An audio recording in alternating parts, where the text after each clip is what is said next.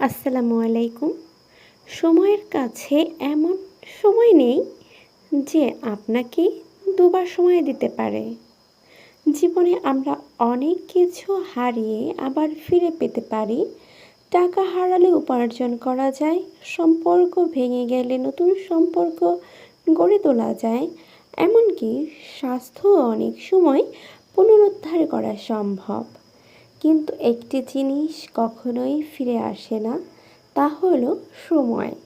কারণ সময়ের কাছে এমন সময় নেই যে আপনাকে সে একই সুযোগ দ্বিতীয়বার দেবে। আমরা প্রতিদিন 24 ঘন্টা পাই, না 1 মিনিট বেশি, না 1 মিনিট কম। এই 24 ঘন্টা ধনী গরিব, সফল ব্যর্থ সবাইকে সমানভাবে দেয়া হয়। কিন্তু পার্থক্যটা তৈরি হয় কে এই সময়কে কিভাবে ব্যবহার করছে। কেউ সময়কে বিনিয়োগ করে ভবিষ্যৎ গড়েছে, আবার কেউ সময় নষ্ট করে ভবিষ্যৎ হারাচ্ছে। সময়কে যদি আপনি গুরুত্ব না দেন, সময়ও একদিন আপনাকে গুরুত্ব দেওয়া বন্ধ করে দেবে। আজ যে কাজটা আপনি কাল করব বলে ফেলে রাখছেন, সে কাল হয়তো কখনোই আসবে না, অথবা এলে আপনি সেই সুযোগটা আর পাবেন না। ভাবুন তো, একজন ছাত্র ছাত্রী যদি প্রতিদিন একটু একটু করে পড়াশোনা করে, আর অন্যজন যদি শুধু পরীক্ষার আগে পড়ে, দুজনের ফলাফল কি একই হবে? অবশ্যই না। কারণ প্রথমজন সময়কে কাজে লাগিয়েছে, আর দ্বিতীয়জন সময়কে অবহেলা করেছে। সময় আমাদের জীবনের সবচেয়ে বড় শিক্ষক। এটা কখনো থেমে থাকে না, কারোর জন্য অপেক্ষা করে না। আপনি প্রস্তুত থাকুন বা না থাকুন, সময় নিজের গতিতে এগিয়ে যায়। তাই সময়কে ধরতে হলে সময় চলে যাওয়ার আগেই আপনাকে প্রস্তুত হতে হবে। একটা ছোট উদাহরণ, একজন নার্স হিসেবে যদি আপনি সময় মতো রোগীর সেবা না দেন, তাহলে সে 1 মিনিট দেরিও রোগীর জীবনের জন্য ঝুঁকিপূর্ণ হতে পারে।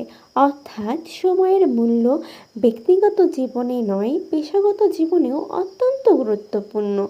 সময় ব্যবস্থাপনা মানে শুধু ব্যস্ত থাকা না, বরং সঠিক সময়ে সঠিক কাজ করা।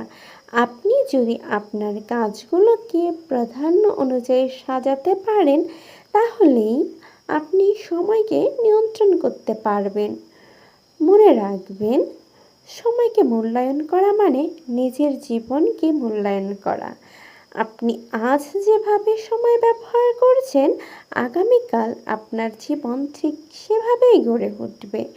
তাই আজ থেকে সিদ্ধান্ত নিন, সময় নষ্ট করবেন না, অপ্রয়োজনীয় কাজে সময় দেবেন না। নিজের লক্ষ্য নির্ধারণ করুন, প্রতিদিন পরিকল্পনা তৈরি করুন, সময় মতো কাজ শেষ করার অভ্যাস গড়ে তুলুন। কারণ সফল মানুষেরা সময়ের অভাব নিয়ে অভিযোগ করে না, তারা সময়কে কাজে লাগায়।